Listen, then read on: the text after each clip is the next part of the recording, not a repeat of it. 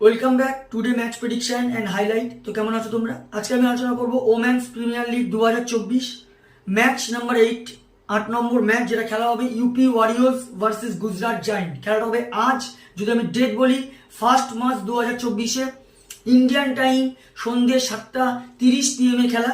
আর local time same time খেলা হবে বেঙ্গালুরুতে, এম চিন্নাস্বামী স্টেডিয়াম বেঙ্গালুরুতে খেলা। তো প্রথমে আলোচনা করবো বেঙ্গালুরু ওয়েদার কন্ডিশন নিয়ে। ওয়েদার যদি দেখি, ক্লিয়ার স্কাই আছে, নো রেন, এই সময় 28°C আছে।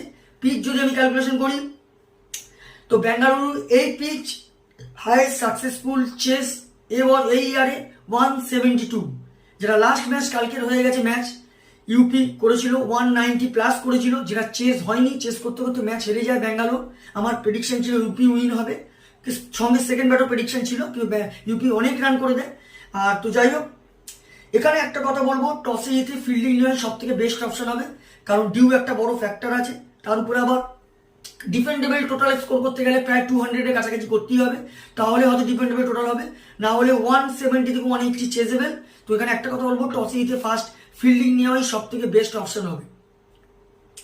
ইউপি ওয়ারিয়র্সে যদি আমি প্রেডিক্ট 11 দেখি, অ্যালেক্স হেলি ক্যাপ্টেন কাম উইকেট কিপার, দিনেশ কালিয়া ম্যাগরা, গ্রেস হ্যারিস, শ্বেতা শেওরাওয়াত, কিরণ নাভগিরে, পুনাম খেমনার, দীপ্তি শর্মা, সোফি এক্লেস্টন, অঞ্জলি সারভানি, রাজেশ্বরী গায়কোয়াদ।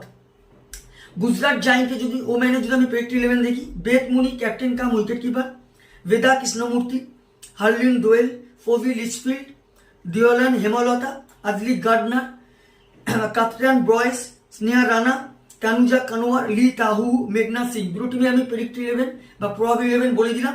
লাস্ট ম্যাচ যদি দেখি, ইউপি লাস্ট ম্যাচ উইন হয়ে আছে মুম্বাই ওম্যানের কাছে। ইউপির হয়ে লাস্ট ম্যাচ সব থেকে হাসিল করে কিরণ নাভগিরে, 57 রান। আর যদি বলিং পারফর্ম দেখি, সব থেকে উইকেট টেকার ইকোনমিক বল করে গ্রেস হ্যারিস, 20 রান দিয়ে 1 উইকেট নেয়। গুজরাট জায়েন্টের যদি লাস্ট ম্যাচ দিই, Gujarat giant last match lost হয়ে আছে।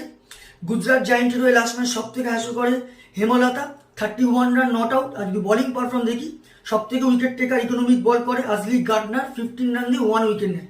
তো যাই হোক, UP Warriors versus Gujarat giant, দুটো টিম যদি পার্সেন্টেজ ক্যালকুলেশন করা হয়, আমি ইউপিকে 60% দেবো, আর গুজরাট ওম্যানকে আমি 40% দেবো।